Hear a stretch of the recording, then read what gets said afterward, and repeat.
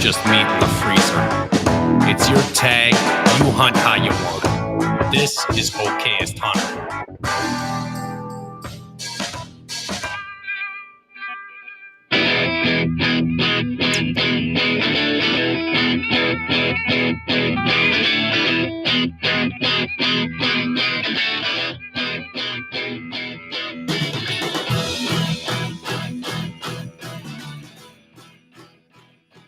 Well, happy 4th of July week. It is the 6th. We did not record on the 4th. That was a Tuesday when we normally do it, and we didn't do it live. So we're doing an episode this week with the working class Bowhunter crew, the fellows over there, virtually. We're brought to you by Half Rack. Check out half-rack.com. Use code OHP across all of our partnerships. That's Latitude, that's Spartan Forge, that's Method, that's Go Wild. And they all get their own episode or two every year, so we don't got to go into all the details there. But this is the time. This is the time of year you want to be going to our partner websites and buying shit and saving money while you're doing it. Like, it's coming. It'll be here soon. Yeah, Spartan Forge about to drop their LiDAR stuff. If you don't know what LiDAR means, Google it.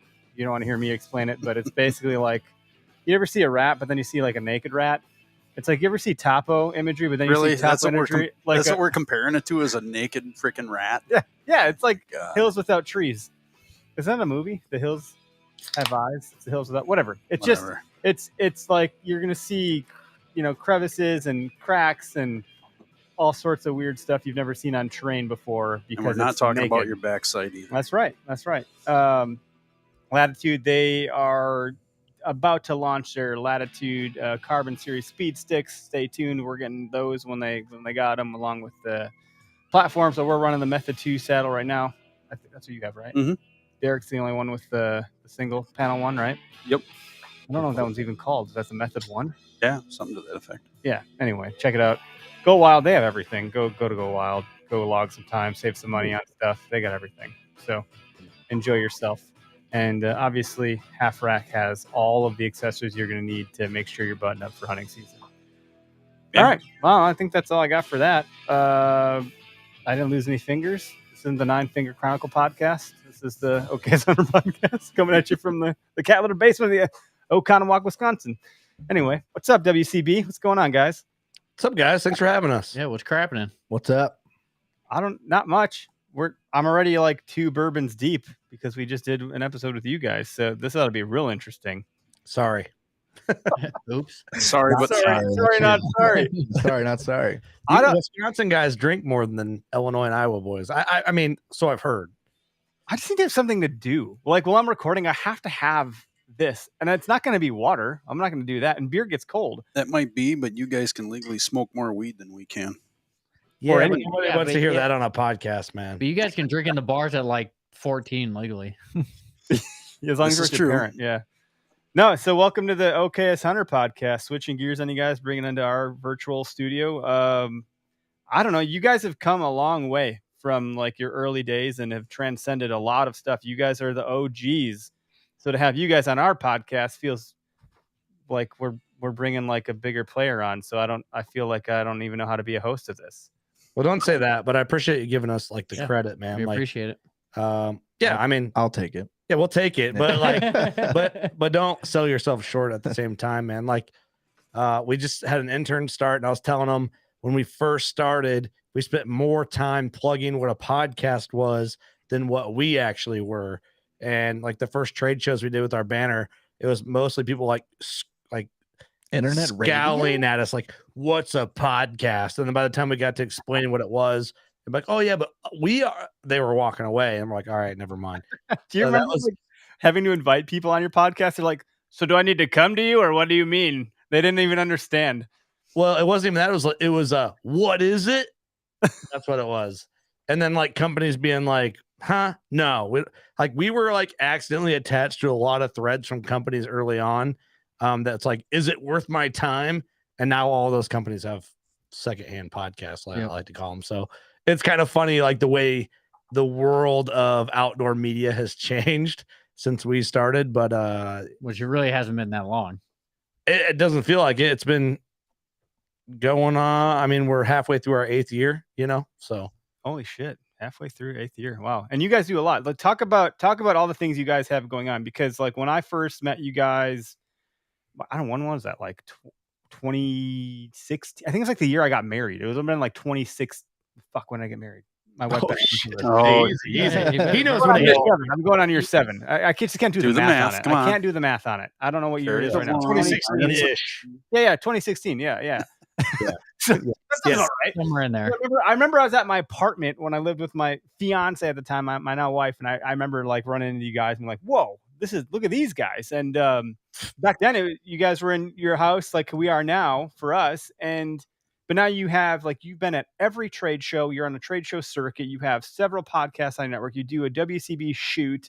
You're doing a lot of things. Can you just unpack some of that a little bit about like your ethos and all the things you're doing? Yeah, we I don't know what the word ethos means, but I'll pretend like I do. I don't either. I was gonna keep that smart. I'll pretend like I do. And no, I mean, we're just having a good time, man, like doing what we do. I think our style is very I feel like I don't really have any like hesitance in saying we've kind of crowned our own vibe in the space of kind of being borderline reckless but honest. And I feel like transparent overall, but yeah, we've kind of paved our own style in podcasting. And then now, we have our own studio. We have a building. We actually have 2 buildings that we've bought, and we're remodeling one. We have a firearm podcast now called the Victory Drive Podcast. We have a fishing podcast called Tackle and Tacos.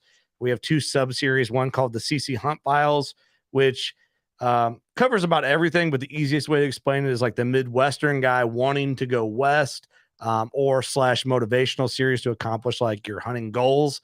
And then we do a series, which is the clean version of Working Class Bowhunter called Working Class on Deercast, which goes out every Monday on Jury Outdoors Deercast. So there's a lot there, but that's the quick like umbrella blanket. Here's what's going on with us version. It's a good thing you guys have an intern to help with all that. And we have an intern. We have a How new many intern. of you guys are doing that full time? Is it just you, Kurt, and or like how are you? How did you like convince everybody to jump on your bus with you as you make this trek across the deer country? So I'm full time. Eric's part time. Eric's gonna go full time here very soon. Doug has like probably the best job of all of us. So if we can get Doug to go full time, then we're doing something. Then we sold out hardcore. Oh shit! We're all retiring that, but no, I mean, there's a lot of angles to Working Class Bowhunter behind the scenes besides like just like the podcast stuff. Our online store has been very successful. Thanks, Eric is our store manager. I don't know if you want to talk about the online store. No, I mean, it started from the ground up. I had no fucking idea. Coming from a welding background, I didn't know how to run a store or nothing, and just over the years that, you kind of, as you go, you learn everything just like anything else, so in the beginning it was very tough and very hard to run a store, but now I got it dialed into where it runs very smoothly. And I think even Doug could run it at this point. So it's a well-oiled machine. Any idiot could run it now like Doug. That's right. Building system. Thank you, Eric. Those kind words. You're welcome. But that's what we're doing. That's like that's the blanket version of Working Class Bowhunter. No, I dig it. I've been to the shoot many years ago. I feel like it was many years ago. I don't know. 2018, I think. When was that? I think it was 2018. I think that's about right. Yeah, it was before I got my truck. So it would have been 2018. So I got that in 2019. I remember I just put new tires on my GMC Terrain. I was like, we're going to go to Illinois. And we went and dude, putting on events is hard. We put on an event called Foam Fest, and we did it once. Last year, we're doing it again this year, and it's a lot of work. Everything that we do is a lot of work. It's more work than I think people can comprehend or realize. Not comprehend. I just mean it like I don't think on the onset of someone listening to a podcast realizes how much actually goes into it. And I have to imagine with all the things you guys have going on, there is a ton of work that goes into that stuff. So like you really put the work in Working Class Bowhunter at this point, So thank you for saying that, because a lot of people think now that where you have more of an established name that we're not working class anymore. So I appreciate you. I wanted to. You got to keep bringing it, and as soon as you sit back on your hands, you're not bringing it anymore. So that's right. You have to keep up. Just because it might not be physical work, there's a lot of mental work, and you got to keep re-spinning it and adding something to it every year. You can't just stay the same all the time. People will lose interest. There's some things you can keep the same, because people appreciate having some normalcy to it. But you also got to add a new wrinkle every once in a while. Yeah, I like that. That's like I like the way you put that. That's cool. A new wrinkle every once in a while. Like, I just feel that we were very passionate about hunting, right? And we're passionate about what we do. We're passionate about podcasting. We're not nerds, but we're kind of like trying to be. We're redneck nerds. A little more redneck nerds.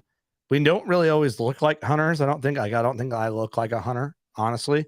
What does a hunter look like in your opinion?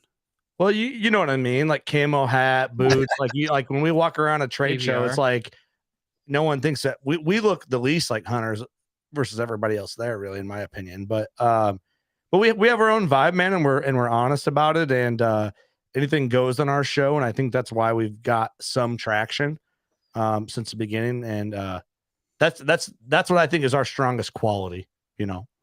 We talk about on our end, you know, we try to be relatable, you know, to the broader community of hunting. But I think you guys, I think a number of folks relate with you because you are, I don't want to say brash, but you guys do bring this, like, I don't know, like come as you are kind of vibe. But that come as you are is like you're going to challenge the status quo in some degree, and in doing so, like a lot of the blue collar working class folks, like they'll mouth off to their supervisor, like, you know, fuck you, Al, I'm going to do it this way. You know what? Like the rough around the edges. And Yeah. I think there's something to that when then that person then relates to what you guys are doing, because you're like, everyone's done it in deer hunting this way for the last decade. And then you guys show up to the scene, you're like, that's all fine. We're not like hating on that, but we're going to do it our way. And I think your way has resonated with a very, very wide audience, which is why you've had the growth that you've had. You guys are pretty damn big. Like, you guys get a lot of downloads, a lot of viewership, a lot of attention. You guys go to trade shows. You are one of the biggest, like, booths at that trade show, right next to the other biggest booth, which is Whitetail Adrenaline. Like, it doesn't get much bigger than that in the whitetail category. And so, but I've watched, dude, I've come up to you guys at trade shows and I've watched people come up and compliment you for keeping it real, for being who you guys are. And like, you're getting down on your knee and talking to kids and signing hats and stuff like that. Like, you're still exactly who you are. So anyone that's hating on working class for like arriving, get out of here. You know, you're just jealous. They're just jealous. Well, Eric, I appreciate you saying that, dude. Yeah, a lot. Like that's one of the bigger compliments I think you can get in what we do. But you know, we're just who we are, and you know, but we're also entertainers too. And like lately, especially like in this off season, we're out of the off season. We talked about it on the episode when you guys were on our show, how we got out of like the lull of content creators in the outdoor industry. It's like people now after July 4th are getting excited again. And we kind of use that time to be a little more on the entertaining side with our conversation. So, and I say it a lot on times, and like, I'm thankful that I have Eric as a partner and Doug as a partner and our crew and all the other guys that make up Working Class Bowhunter, that kind of like, we all fit the vibe in our own way. Like the chemistry between our crew is something that it doesn't just happen. A lot of luck plays into have our chemistry. Oh yeah. We're all our own individual person, but we all vibe together. Like we're all different, but we all get along and we all can lean in to each other's qualities. Like I'm the guy that will say a lot of shit that I don't fully believe in for an entertainment purpose, but I'm transparent when I say something that I might not fully believe it. But what it does is that spews like great conversation off me kind of being an ass at points to get reaction off of my buddies that are on the show with me. Right. Which is kind of fun to do. Like It's you can, fun. you're the Well, bear- keeps you're the the bear- keeps the He conversation really going. likes it. What's that? So he's really Bear good at poker. it. And like, you really like doing it. I say a lot of things that Stir the pot. Let's just say that. well, but it's fun. It makes people think about things. It's great conversation. Oh, 100%. I know Not saying one it's day bad. I'm gonna have to go full Kid Rock and be like, yeah, fuck you guys, I'm uncancelable, just to like, Yeah. like I'll never be able to run for anything in politics. That's for sure. But we're just having a good time, man. That's all. That's it. That's No, it. We're having a good that's time. what you need. That's what you need to do. And I think that's what we all look like.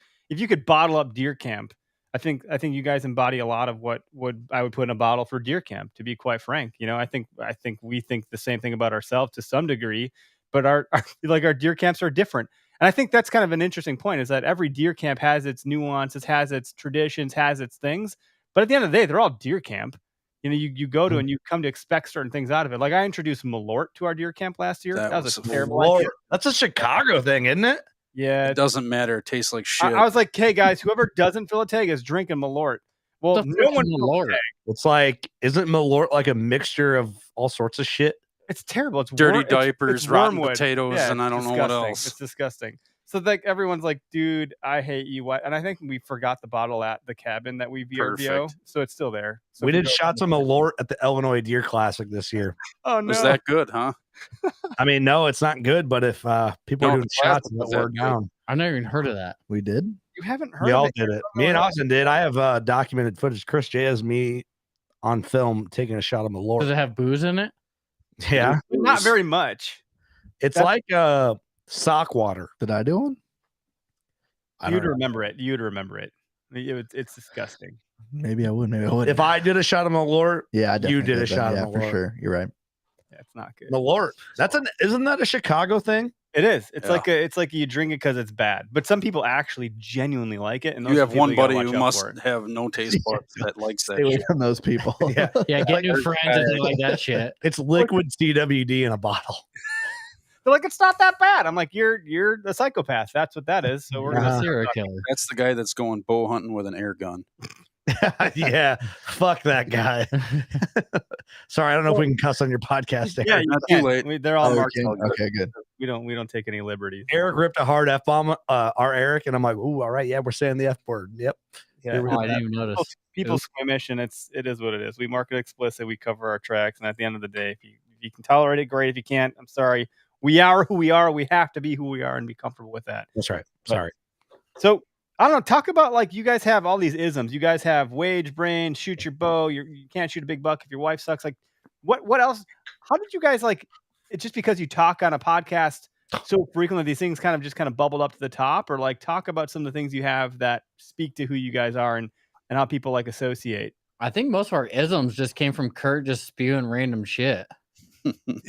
I mean, that's where it came from. Yeah, a lot of it is, but a lot of it is that. Yes, right. It's me being that like asshole that I don't like. Someone gave me a name. It's kind of like, you know how Eminem have Slim Shady? Yeah. Okay, that's good. I like that. Yeah. So I kind of have that vibe sometimes with the podcast for entertainment value. Someone said a listener wrote and said, call him Bert. Instead of Kurt, it's Bert. Oh, Bert. Oh, it's Bert talking. There you go. There you go. And I'll say that. And I need to just get to the point where I have confidence in it. Because a lot of times I'll be like, okay, I'm about to say some shit and I don't fully believe in it because I'm saying it for entertainment value, but I might like half believe it. So I just need to like be confident with it and be like, all right, Bert's talking. But yeah, a lot of it is just like me talking shit and being funny or fun and just like devil's advocate, kind of like creating fun conversation for the cause of just entertainment value. And then some of it comes from like Austin, you can't trip into a 150. Yep. It takes a little bit of effort, he said. You know, sometimes we're just hanging out and then I don't know, someone will just say something. You're just like, Say something, put that on a shirt. I'm like, hey, sounds that's good. a great t-shirt idea. Yeah. So then I throw it at our graphic designer guy and he comes up with it, and all of a sudden we have a fucking t-shirt. And Eric's very good at like getting on that, like grabbing on it. Yeah. Well, like Dana Pace, he's one of our resident shed hunting guys we have on the show a lot. Yep. He said, man, I found a shed, but it was in a damn squirrel patch. Mm-hmm. It's like, squirrel patch. Oh, we know exactly what that is. We know what it we is. all found those. So we have a shirt. Well, he said fucking squirrel patch, but we changed it to damn squirrel patch for a shirt. So we have a damn squirrel patch shirt, but it's our logo with a chew out of the G2 And a squirrel all chewing it. Yeah. So we have the same. We have a similar shirt. It just says shed hunter, but it's a squirrel eating our antler logo. yeah. So it's just It ripped us off, I see. You'll be hearing from us. You guys don't have a lawyer yet. Take it. We have an intern. We do have a lawyer. We have an intern though.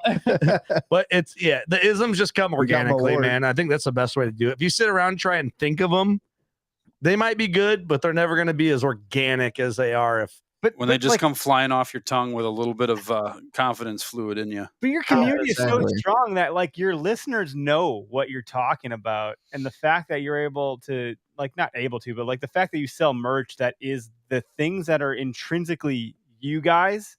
It's not something else. That's like pretty powerful.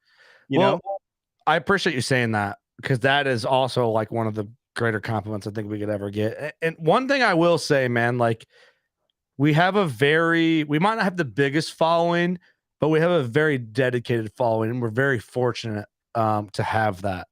I will tell you that like if our following has to go to war with another following, we're gonna win. It's not gonna be good because we got some bad motherfuckers that listen to our show, like blue collar dudes, steel workers, truck drivers, welders. Like we're just lucky, man. Like that's it.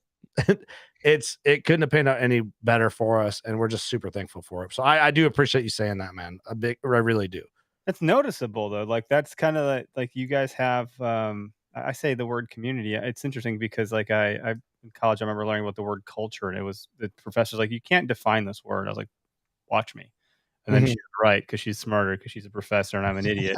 You can't define culture without using the word, because every single culture is vastly different, and that's what makes it a culture. Like you guys have created a culture within a culture, and I think that's pretty awesome because it felt needed. That's why it was able to happen. Like there was a white space that you guys were able to fill, and I'm not saying if it wasn't you guys, it'd have been someone else, but I don't think it would have been. Like I don't know that anyone would have filled it the way you guys did. I mean, even eventually it would have happened, man. But I feel like everybody kind of fills their own space and in the culture of hunting, right? Like there's always these subcultures, and everybody kind of finds their lane. And one thing that you did say that I want to thank you again for the compliment is like, like some of our isms are within our content, like, and they have to find it in that. It's like one thing I am proud of that we do is that like our content, like we're not modifying our content to be something that's not.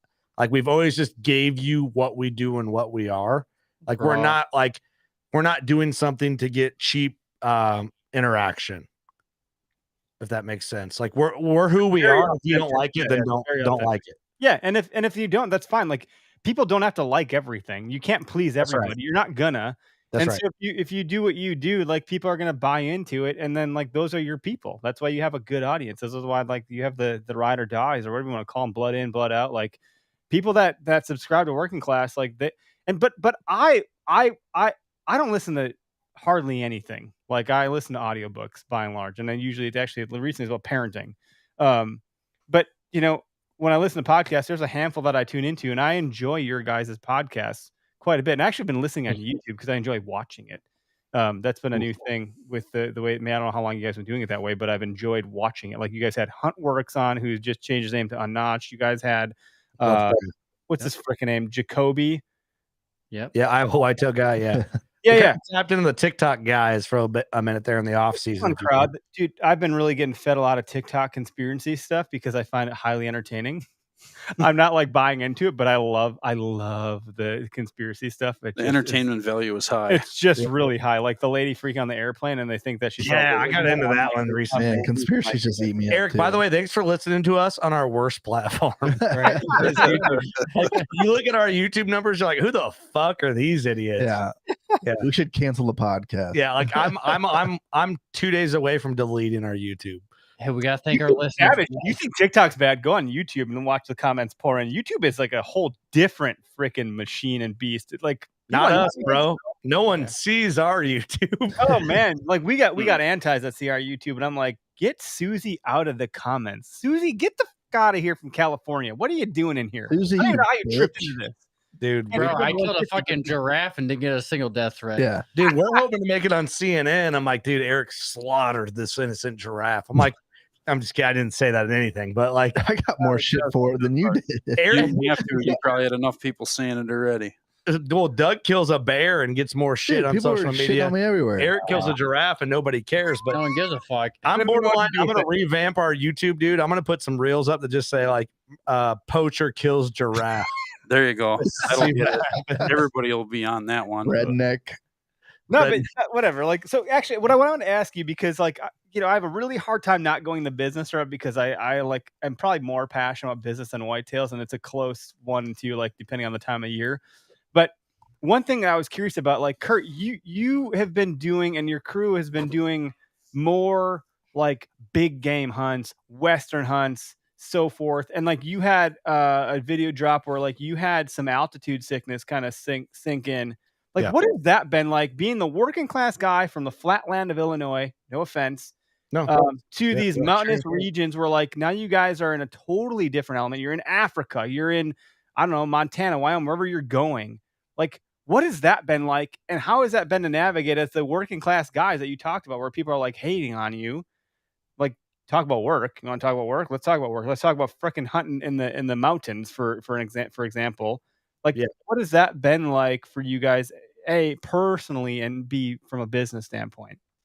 First off, from a business standpoint, just from a branding look, we'll just tackle that part first. We have talked about every step of the process on how to get there, how we did it, everything all the way through. So people want to hate on us for going to Africa, for example. Yep. Kill the giraffe. You must have money to. And no, we talked about all of that in our content. How much it costs, how we did it. We put on a clinic when we're so passionate about Africa, our entire crew. We hosted a clinic after we went in February, and we had about 80 people attend. We had a 43% book rate from that clinic to go to Africa. We put together special hunt pricing. We showed how possible it really is to do these things in your life. And we're like, you know, my dad passed away a couple of years ago. And since that, we've been on a fucking tirade, experience life at the fullest. And our whole crew has done that. And full-heartedly believe that. And I'm passionate about it.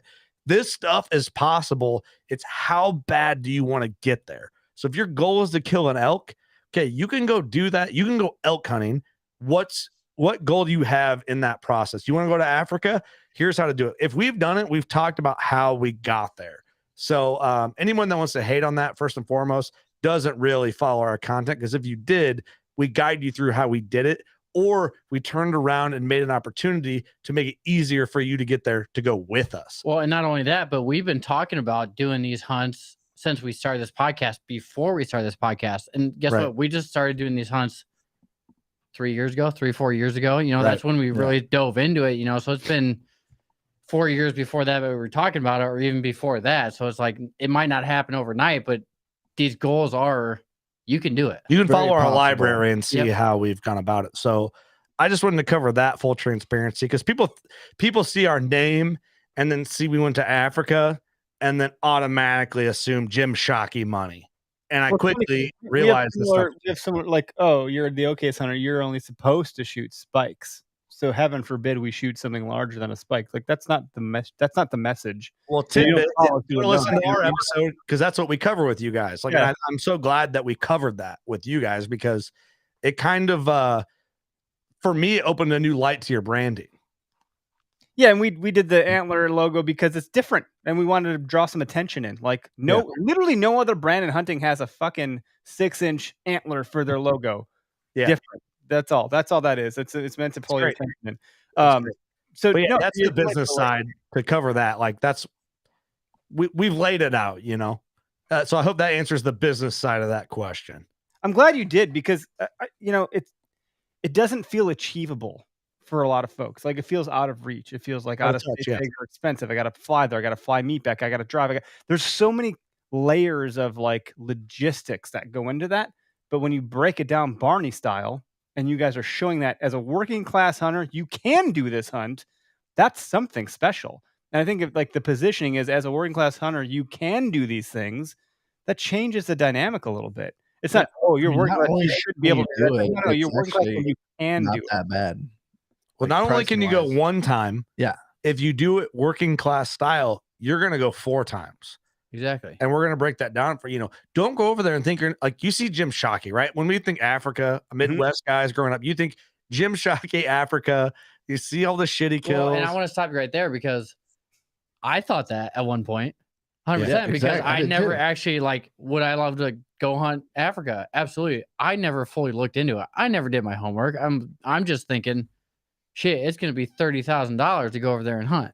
You stereotyped it. I stereotyped it 100%.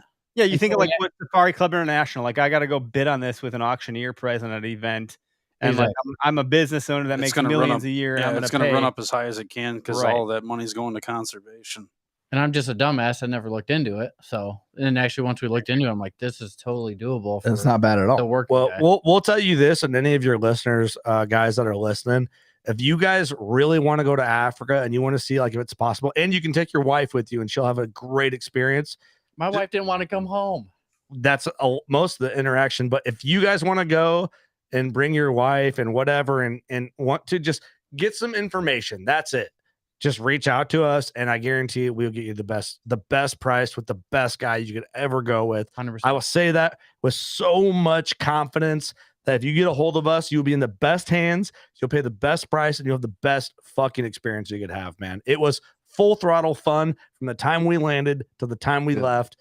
There's never a dull moment ever. It was. We Ever. talk a lot about blazing One of the trails best and times. adventure. Like going to a foreign country like that and seeing exotic animals like that. That is an uncharted territory for most of us. Like I can't even comprehend what that could be like. And Imagine, Eric, having that even the smells. Like, can you describe the smells you had? You know, dude, it's like it, right? the smell. I do. I don't know if you've ever been to another country, Eric, but like that's why I say the smells, because that is one of the signifying things of being with somewhere different. Is that yes. wow? Like I've been to Brazil, I've been to Mexico, I've been to Canada. Like, they all have their smell. They all have their it's part of the experience, right? You ever been to Clinton, Iowa? When you you ever been to Clinton, Iowa? When you land in Johannesburg, yeah, it has a smell. But when you get out of Johannesburg and you get into, like, I guess the bush, as they'd say, like, one, it's great, it's amazing, it's uncharted. The whole thing, dude. It's just one of those things. Once you do it, you'll be so glad you did it. And I've been thinking about Africa. It's been about a year since we went, and I've been thinking about it. I think about it every single day. Yeah. Every single day since we've been, I think about Africa. Every day. I'm not, especially now, because people there are so different too. Like you're supporting a community by taking that animal. You can't bring that meat back home. Like you can't do much with it. So then, like, it serves to like support a community there, and the people there are so different than the people here. I've been to third world. How do you say it? Third world country. Yep. Dude, shit's different in third world countries. It is different, and if you and that's what a lot of people. That's what a lot of people don't understand about Africa is, like, these animals, they are their income over there. So, like, if these animals didn't have a price on them, which is kind of bad to say, but it's true over there. Well, they have value. They have value. Yeah. These animals wouldn't be around at all because they would have no value. Yep, does that make sense? It does. But you could eat it. Did you get to eat some of it while you were there, though? Like, did you guys get to cook some shit? Yeah, up? we had one of everything that we shot. Yep. What did you like the most? What was the most? Say sable or waterbuck was the best. Waterbuck was really good. We ate some of the giraffe, and then everything else we didn't eat got donated to an orphanage in the area. Yep. What's the sage? So like sage buck? You say like sage is a spice. Waterbuck. My bad. Sable. Oh yeah, I'm okay. So I'm just making up words. It's part of the antelope family. Sable, they're all part of the antelope family. Sable was really good. Waterbuck, what I found was the most interesting. So they kind of explained it to us. I did research, about waterbuck, and it's like they're kind of known to have like a swampy type vibe, like waterbuck. Like when you hear the name, you kind of think like, oh, that might taste a little swampy. It's a big misconception. Really good. We had all the steaks we had cooked just like you would here in the States, medium rare. They made like a sausage pepper gravy. Yeah. You drizzle over it, and dude, I'm not gonna lie, the food over there is fucking outrageous. So we ate like kings, man. I want to go back right now just to eat. Yeah, me too. I would. I wouldn't give a shit if I could kill anything. The cultural nature of eating food is like really it's all part of the experience. Experience culture through food. Like, but in certain cultures, you have to be in the culture to then also experience the food. Like, if you went to like Maine, you're gonna have a better experience eating some like lobster than you're gonna have in Wisconsin. Yeah. How many lobsters are in Lake Michigan? Right? You know what I mean? There ain't none. Yeah, exactly. So it like turns out it's not fresh, not caught that same day. Like I remember when I fished in like Key West, for example, we took the same fish from our charter, brought it to a bar, and they blackened our food right in front of us that we just chopped up. And that was incredible because we just caught that fish that day out of the ocean. You don't have that experience here in the Midwest. People talk about, oh, sushi. Yeah, sushi's so good. Sushi, oysters. No, it's not. Yeah. No, it's not. It's not the same. Yeah. You know? Anyway. I don't know. I answered probably half your question there, but if you ever get an opportunity to go to Africa, please do it. Just do it. You will remember it forever, and you'll be so thankful you did it, man. It sucks getting there, but once you I mean, that adds to the fun of it, it though, does add to man. the fun of it. Yeah. I mean, It sucks once you're there. You're like, I'm glad it sucked Doug spilled a whole Coke on Kurt on the airplane. on the way Like, home. how is that not? Was he, but was he a real person? No, he's not real. Yeah, but you are not real. I'm sorry, I can't let go of He that. blinked instead of blinking like this. He blinked this way. Did he blink normal? He's Yeah. not a lizard man. He blinked sideways like a lizard. It was weird. Conspiracy stuff on TikTok. Like a lizard. I got lost there. That's crazy. So what about like altitude sickness out west? Like, I don't know if it was altitude sickness, but other than just sucking wind in like high altitude, that's got to be difficult. Like, I think I just ran 10 miles today for the first time in my entire human life, and Wow. it felt pretty difficult. And I'm a little out of like sorts today. I think you're probably referring to that campfire story I did with the Chase Nation guys. That's it. Yep, because it seemed like shit. Yeah, that was like difficult. Yeah, and I'll be honest, there's a video in there where I'm kind of like going through some shit. I think more mentally than I was physically.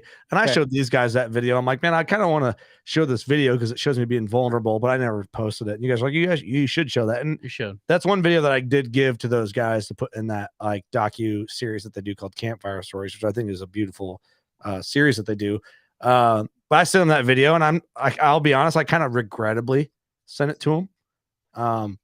Like I was like, fuck, I don't know if I want me being a pussy like out on there. You're human. You're a fucking human. You live in Illinois. It's still you though, dude. Like, on the mountains in Illinois, like, there's only so much you can do to train there. You know. That's right. And I trained more for my archery than I did my physical ability. Like, but also like, it's not that I wasn't like not in shape. Like, it was just brutal, and I went hard. The first couple stocks I had, I put it all in. I didn't leave anything in the tank, and it screwed me. And now knowing more and spending more time in that country, I would completely do it way different. But I'm glad it happened the way it did. Just learn a lot. It's tough.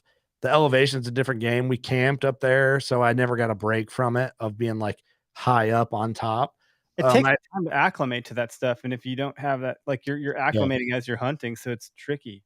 And I did get there like 2 days before we even started hunting to just kind of be in the higher elevation. Now I wasn't at, 10,500, 11,000 foot the whole time, but I was at, whatever the base elevation is when you're out in Western Wyoming. so it's still way higher than here. Still way higher than here. We're 400 to 600 foot here. I don't know what they are at their base, but our base camp was like 10.4, 10.5. I killed my buck at 11.1.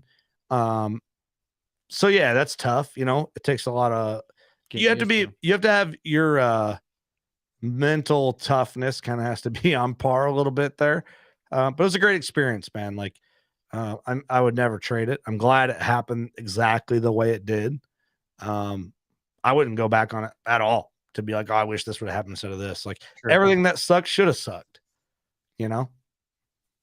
Craig's done some interesting things with the Beast Mode Archery crew, where he's done some workouts with them, and I think you had a hernia. Yeah, I ended up getting a hernia after I heaved up. I think it was a 40-pound sandbag after running a bunch. So you would do reps of beating the shit out of yourself, and then go shoot your bow, take your shots, go back to beating the shit out of yourself, do your running, do your burpees, do your grab of the sandbag to throw it on your shoulder and take off. And that's when I felt that rip and like a real burning sensation, right in my lower torso.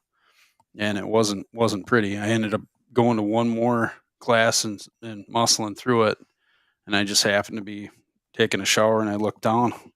Looks like there's a golf ball under my skin. That doesn't look right on the left side. The left side looks way more swollen than the right. And I just kind of pushed on it real hard with my finger, and I'm like, wow, I better go see the doc for it. So I got in, and they're like, yep, classic hernia, surgery. What are you planning on doing? And of course, this is September. And I'm like, dude, bow season's here. Can I put it off till after? Well, you really shouldn't, but yeah, I guess you have to.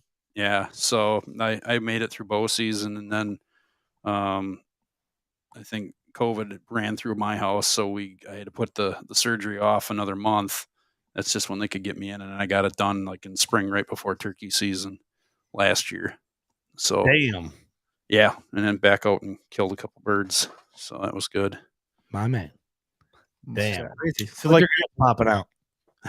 there's the mental side, but there's the literal physical side. Yeah, You're supposed to keep the toothpaste in the tube. It ain't back in. I've talked about it on the podcast. I've been doing these, whatever, dude. People are doing these ice baths, and I think that's neat. I'm not against it. I don't have enough money to buy an ice bath, and I certainly don't think I could crawl my way into one of those every single morning. But I do take a cold shower every morning, and I do it not because of all the other bullshit that everyone talks about. I've talked about this before. I do it because in the amount of mental of my brain saying, "Don't do this." Today's not the day for a cold shower, Eric.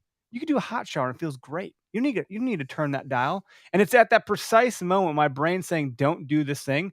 And I say, "Fuck you, brain." And I turn it to cold and I deal with the pain.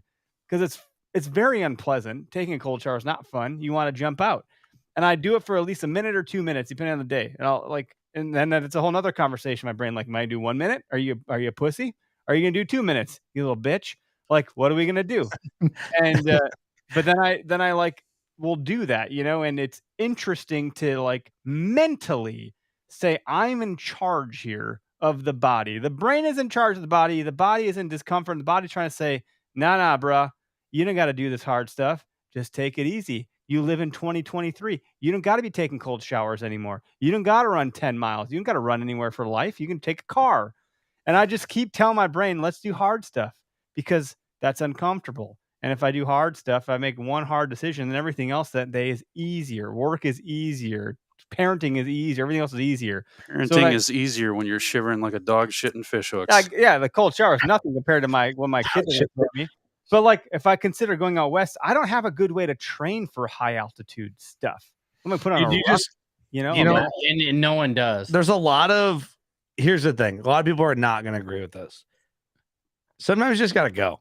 Yep. You got to do it, and then you just go and you struggle, and it makes the best memories. Of course, if you could be more prepared, do that. However you see fit, but don't like. I think a lot of people be like, I'm not in shape for that. You can only be so much in shape. You're never going to be perfect. Just like you said, I think you do need to just go. You just need to do it. I mean, even for bear camp our first year, like I'm not in the best shape ever in my life. I'm like, I'll be okay. Yeah, it can't be that bad. And that trip kicked my ass. I'm not gonna lie. For that mule deer hunt specifically, I knew I wasn't gonna be a Trey Heiner, which is our good buddy that lives out there. That's a mountain goat, and I knew I wasn't gonna be that guy. But I said I'm going to what I lack in physical ability and conditioning, I'm going to make up for in archery. So I can't get within 20 yards of this mule deer because I'm not be the most physically fit, or my lungs might not be conditioned for the elevation. But where I will make up for that is my ability to shoot a deer in the lungs. And I said that my motto that year was, and I said at the beginning of the summer, and you can go back and listen to our library, is that I'm shooting my bow like I'm training for a fight. And honestly, that's what made that hunt successful for me. I shot my bow like I was training for a fight. And that's what I did. So if you can help it, take one weakness and add a strength on another, and it might work out for you. Not always. Mm-hmm. And a little bit of luck, you can come out with what you feels impossible. When you see a mule deer on the other canyon, you go, fuck, I got to get over there.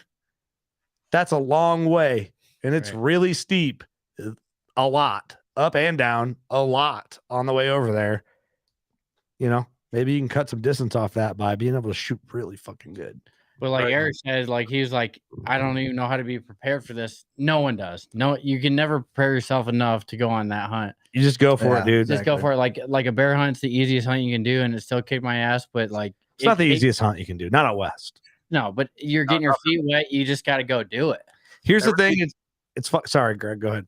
Everything's earned out west with the altitude, the terrain. Everything is earned, and like you said, if you can figure out a way to build the one strength at least to give you that much more of an edge, you can't climb as good in altitude without sucking wind, and elevating your heart rate to the point where your head feels like it's going to explode when you pull your bow back. But maybe you can just catch your breath enough and feel super confident pulling back, settling in, and getting good anchor and really seeing your pin and seeing that animal. If you're practicing that, I mean, you're light years ahead of, I think, a lot of people just getting that practice in. For sure. And this might sound fucked up, but Oh, boy. maybe it's a flavor of Bert coming out. I was gonna say we got Bert and Kurt. Hey, Bert. But I had a drastic change in my life before I went. And that can either sink you or you can turn it around and motivate you. And I will tell you that I was teetering very hard on sinking. But I chose to take that like emotional, I don't know what the word is, dick punch. That's what I chose of all the words I could have picked. And turned it into like really trying to live my life like right now. Mm-hmm. And I'm not saying I maybe have toned off that with life because I have kids and life and things happen. But if you look at from the time my father passed away until now, Chaboy went on a tirade. Like I just went on a fucking tirade of like crazy stuff for like a year and a half. I went on every hunting trip I could. I told everybody like, fuck off. I'm doing what I want to do. Like, I just kind of like, I went crazy a little bit and crazy into what I thought my dad would want me to go crazy about. So that's a special time in your life, man. I think it's fucked up a little bit, probably. No, I would say no, absolutely not. Not effed up at all. I think emotionally to process that it's one thing. And then, think about this is not even a close comparison. Like it's not even, so don't think that's what I'm doing here. I say this to say like, think about a breakup. You break up with a girl and all you can do is like, go meet another girl or do 1,000 things that have nothing to do with that thing, with that relationship. And so in the sense of like your dad passes away, I don't know how any of us know how to process that. Like Jake Bush lost his dad, you lost yours, like in like the hunting community, I'm thinking of people that I know of that have lost their father. And I can't even come close to comprehending what that would do to me. It would shake my soul. And because, my dad is the one that got me into all of this, all of it, every single bit of it. That is the man that I go to, look up to, have learned from, have followed into all of the stuff. And if he's gone, I don't know that like I lose a part of my identity then.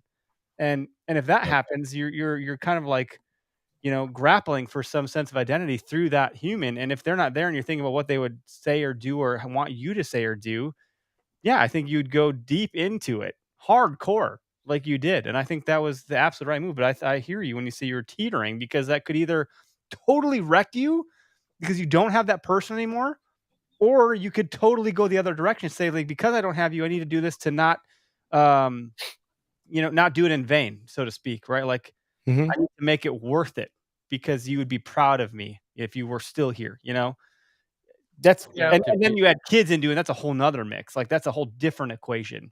To be clear, honestly, what you did, I think it'd be respected, bro. Like, I think if like a lot of people went through that situation, they come across like our podcast, like people could relate to that, because it's gonna happen to us. It's gonna happen to all of us. Like, it just happened to you first. Yeah. Which is unfortunate, but at the same time, like we're all gonna go through it. That's a bummer about getting in your like 30s, dude. Your late 30s, you're pushing 40. It's like everyone you grew up with is getting old and dying. Well, and it's such a bummer to see. They are like, us, Doug and I sitting here, we see your old man pass away. That makes us realize like we don't have that much time left. We might not. Yeah, never know. Yep. I think it's respected, dude. Don't like put yourself down on being reckless or anything. No, it's fucking respected. Well, the only reason why like I stayed in line the way I did, I have a great family and I have great friends, and I have supportive family and supportive friends. If I didn't have that, like, and I'm passionate about what I do. Yeah. Yeah. You could, if you didn't have that support system, I think a lot of us would have gone to there is or whatever. No way I would be a functioning human right now. Yeah. And like straight up, like when I talked to my dad on my way to work when I worked at John Deere, and my dad was a really big name in the waste management industry. My dad would like get headhunted to like manage like landfills all over the country. So when my dad was going to work and I was going to work, we talked every morning. During hunting season, we'd talk every morning. We'd strategize. That's all our conversations were.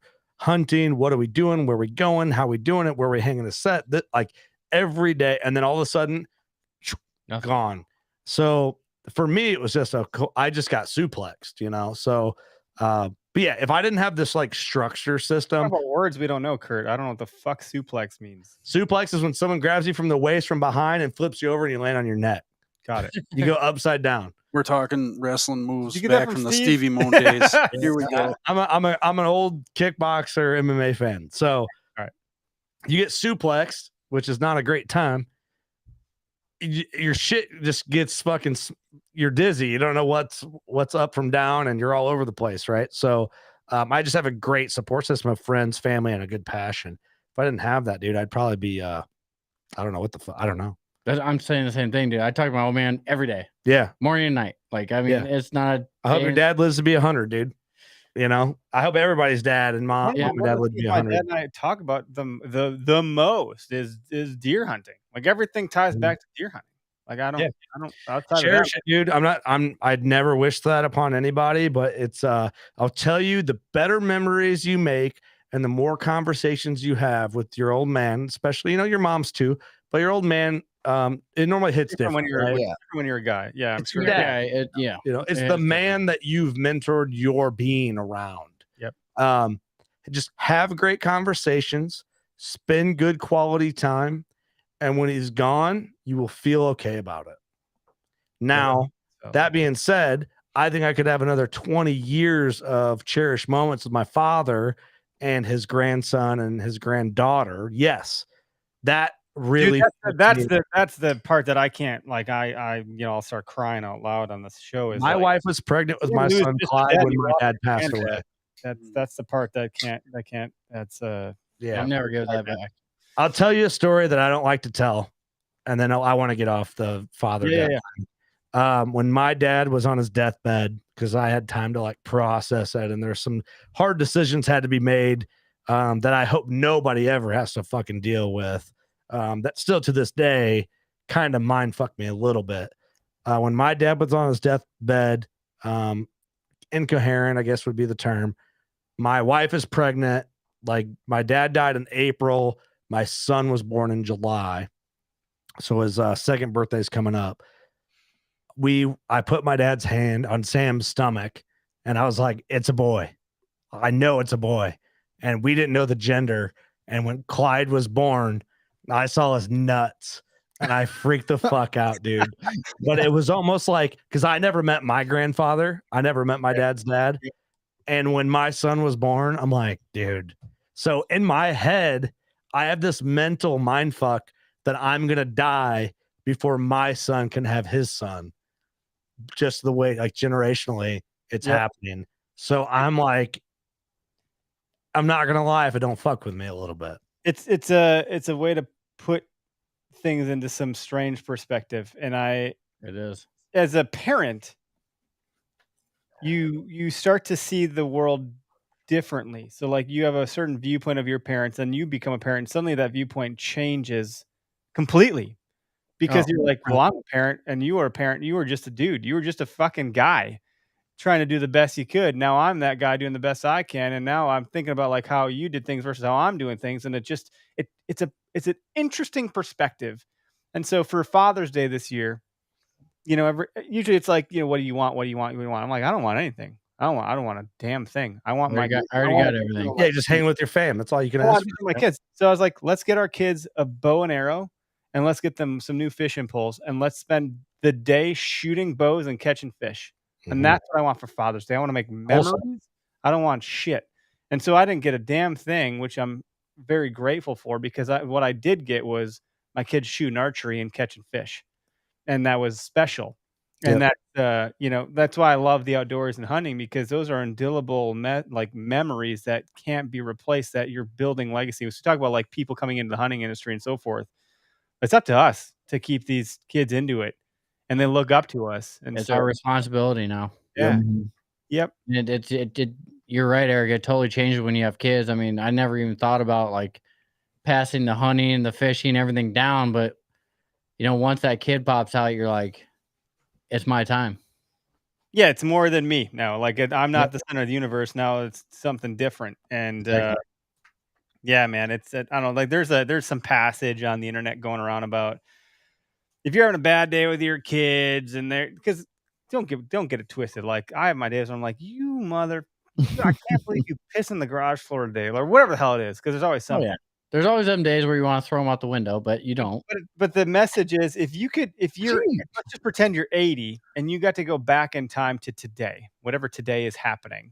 Right. And that today is the day when your kid did that thing that like drove you crazy and you're like, boy, I'm going to backhand you or whatever the hell it is. If you went back as an 80-year-old, your perspective is going to be vastly different. You're going to cherish all of that bad stuff and the good stuff. And you're going to take it all in as all good because it's all good. You'll give anything to have time with them. That's the way I look at it now. Like, does my kid piss me off? Absolutely. Like, he pisses me off. Like, I piss my parents off 100%, but at the same time, like a half an hour later, like we're best friends, we're dancing around, we're having a good time. Like, yeah, it pisses me off, but at the same time, I don't want him to remember me as being pissed off all the time either. Exactly. There's So anyway, whatever that's worth. Like, sorry to bring the house down. No, it's all good because you guys have this message about go shoot your bow. Go shoot your bow. And I think I'm going to take that one step further and be like, go have your kids shoot their bow. What does that look like? Because I don't, shooting my bow and shooting a deer is great for me. But when it's my kids, that feels like I don't have to shoot my bow ever again as long as they're shooting theirs. Like that feels far more better than me shooting mine. Like I'd take any deer they'll get over any deer I'll get. You know what I mean? Like it's just, and so my dad last year got a buck the day after I shot my buck, not far down the road from where I shot my buck in Dousman, Wisconsin. And it was the only time in history the both of us had shot nice deer with our bows. Is that the photo you guys have on your Facebook when you two together? That is literally the photo of a fucking lifetime because all my kids are there. He's there. We both got deer. That's never, ever, ever happened. Eric, do me a favor. Blow that motherfucker up and put it in the studio right where that bow's hanging below your TV. It's a good idea. I ought to do that. I'll do that. Because that doesn't happen. No. It's not a thing. No. And, and the fact that like I was there, he was there for my recovery. So the reason the OKS Hunter started, I talked about this on the Bear Archery podcast and probably a bunch of others is like, and I didn't say it on your guys, I apologize, but it was about me shooting a doe fawn as my first bow kill ever. But my dad happened to be there. And I didn't know it was a doe fawn until I walked up on it. I was like, oh, that's a pretty small doe. Easy drag. So that was great. Talk about the OKS Hunter. But it was like my dad was there and he's like, hey, you finally did it. You got a deer with your bow. And I was 20, it was my daughter's, was 2017. So I would have been 31, 32, something like that. And so that was my first ever deer kill with a bow. And I could have felt 12 years old in that particular moment. And then when I got bashed for it, I was like, what?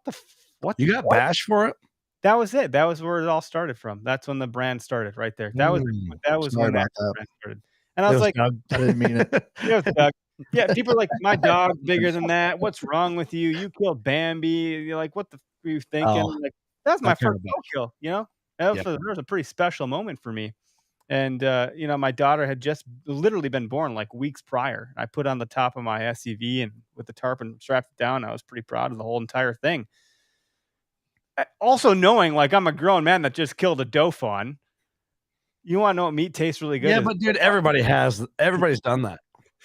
So that's kind of where it like started from, and I was like, what the fuck? Why am I getting shit for this?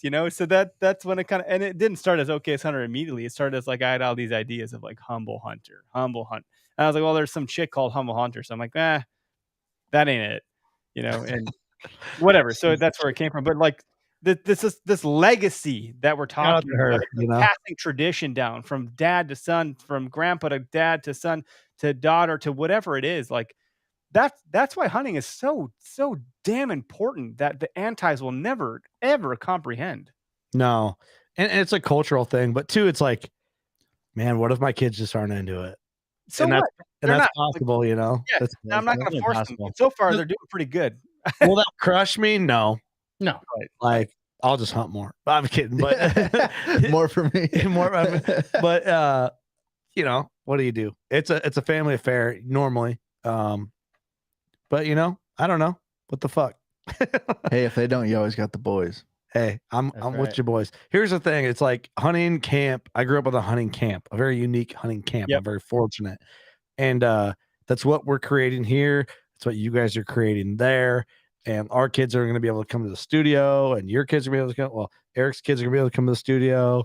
And Doug, if Doug ever accidentally, well, you probably have a few. We just got to figure out where they are.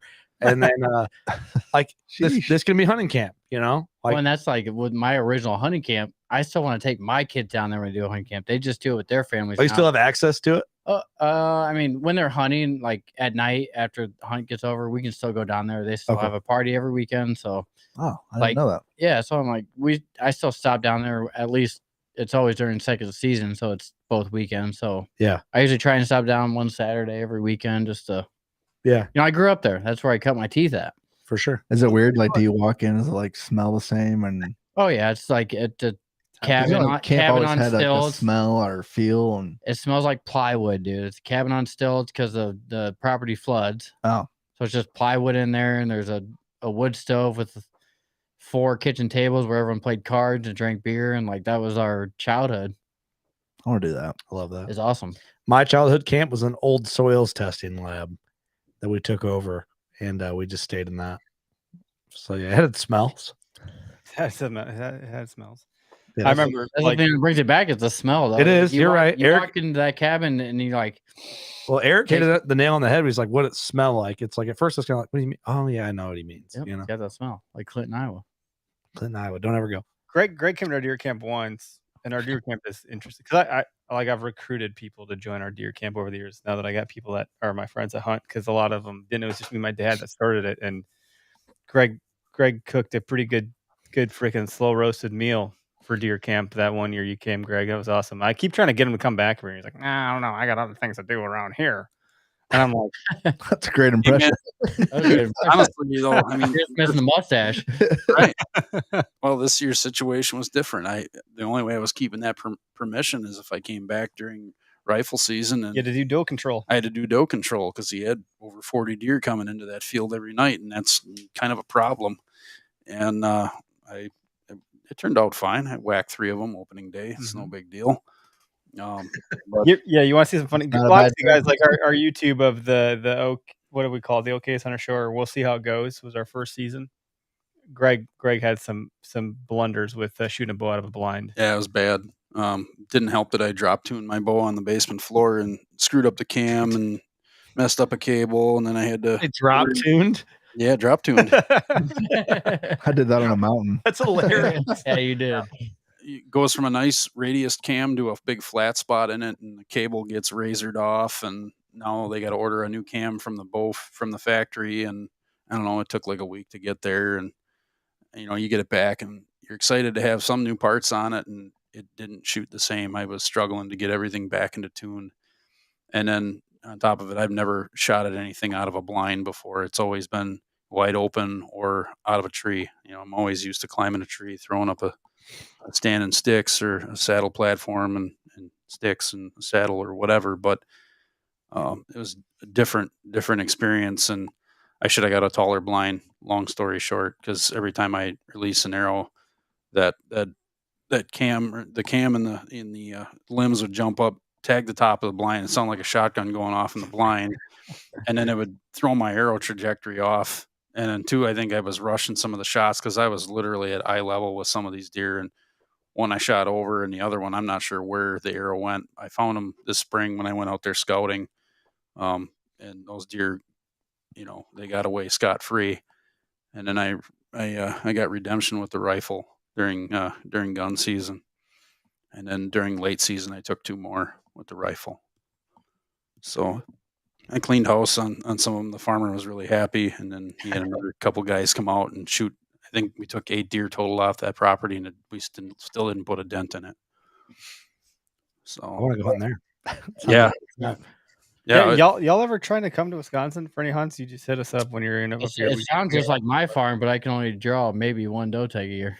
Yeah, and they're letting us. I mean, we get 2 with our archery tag, 2 with a gun tag as residents. In my area, if we were going in the driftless area, there's more than that available when you buy your license. But then you can pretty much keep buying doe tags until they're out of them, or if they've met the quota for that. Which I've that never had zone. an issue with. You can just keep buying them. No, That'd be fun. Doe camp. I'd like to go to like Wisconsin or Kentucky or even Tennessee, Minnesota for early season. Yep, like September season. Missouri, even. Kentucky's Yeah. on my it's radar. a good time to come up and fill a tag. If you're just looking to shoot a deer, our tags are pretty inexpensive for non-residents. Very inexpensive. Yeah, super affordable. Like it's a very affordable state. Wisconsin's very affordable if you're not from here to hunt here. So last time when I came down in your state, it was almost $500 into a license and everything by the time it all said and done. I'm not against that. Yeah. Keep it expensive, but honestly, it's not a bad thing. There's a reason Iowa's expensive and it's as good as it is. So the whole state in Iowa is a food plot. We have a great shirt we want to bring to Iowa Deer Classic. It just says Iowa, like the outline of the state, and it just says food plot. Yeah. The whole, like Derek said that on the way home. He's like, the whole fucking state's a food plot. A lot of people equate that to easy. It's not. It's not. Like I said on the other episode we did on our side. I may come out the same one, the outline Iowa, and it says corn pile in the center. There you go. Do it. Corn pile. Do it. Look, clearly we can have the same damn ideas. We had a Freezer Queen shirt, and then I see Deer Catching Deers did the Freezer Queen idea, but they did better than ours. And I was like, well, hats off to those guys. They did a good job with that. Catching Deers, they're on top of shit. I want to do one. You remember the old Hawthorne Heights song, Ohio is for lovers? I'm going to do one, Ohio is for cheaters. They're going to be a corn pile. That's pretty good. Get that going. Pretty good. And half of the nuances to it. Like the right people will understand it and buy it and wear it. Right. Hey, get that one going, Eric, for a store. That's pretty good. See, that's how the isms come along. The WCB isms happen. That's our t-shirts right there. Like, it's we just talk. And it's just random bullshit that comes out of our mouth. What is the wage brain one? Like I see it. I think I get it, but I need clarification. Like explain that one to us. Wage brain was here and then gone. The shirt didn't do as well, but it did okay. Yeah, it did good. So basically we're idiots. We just have wage brains. So when I worked at John Deere, there was kind of like the salary and wage divide split. So it was kind of a joke that all the engineers, the office people, the managers, the supervisors, the salary side, the Dougs were like, oh, the wage guys are just dumb. When in reality, we were the ones that really made the world go round. The world go round because we're the ones like actually making the changes, making the suggestions. So it was kind of like, yeah, we're dumb on paper, but in reality, like we're necessary. Try working at the actual factory. No thanks. That was just even worse. It's even worse. See, I just thought the shirt didn't do so well because like wage brains didn't understand it. You know, Doug, you can leave. You can leave. Son of a bitch, right there. Walk outside. Hey, if I remember right, you get paid hourly. Thanks for having me. You hourly or salary? Doug, you came by our booth at the Wisconsin. So you're wage grain, you dummy. Hold on, Doug. You came by our booth at. You mean you came by our booth at the Iowa one too? I think, but certainly the Wisconsin one. We're not as deep as you guys yet. Like we're just doing trade shows and they're a pain in the ass. But you took a lot of selfies with Tyler's our co-founder, who's like our silent guy. Because he's like our CFO, COO. He's the guy that keeps all this shit actually like functioning from a business standpoint. But he happens to be like a dog trainer and like a dog guy. So like he's got these dogs on these like beds, and they don't leave the beds. Yeah, dogs don't fricking move, and if they do, they got hell to pay. So like everyone walks by, goes, "Oh my god, the dogs are so cute. If it was my dog, they would have ran around the whole thing." Yeah, well, it ain't your dog. It's Tyler's dog, and Tyler's a freaking maniac when it comes to dog training. So like you came by and took selfies with the dogs. What's the deal? Because you had like a dog thing going on. I still do. Still does. It's called Doug and Dogs on Instagram. So your mustache has its own page. The Doug and Dogs has its own page. Doug's the real star player here. Doug's an Instagram porn star is what he Well, is. for the record, pretty much at every show, I have to follow him around and take pictures of him and these fucking dogs. What's your Instagram page for your mustache? Oh, it's like Doug's mustache. I still don't know who owns it. Who are better, you or Bo Martana? Because Bo's got that Rutstash shirt going on. Well, Doug is the OG of the mustache in the hunting before game. Bo did. So Doug's the OG. I will claim Doug is the OG. But there's an Instagram page made for Doug's mustache. We don't know who runs it. That's called Doug's mustache. Probably some stalker chick. How many followers does it have? It's his wife. When did it? When's the 342? When's the last post? November 28th, 2020. You gotta take a new picture.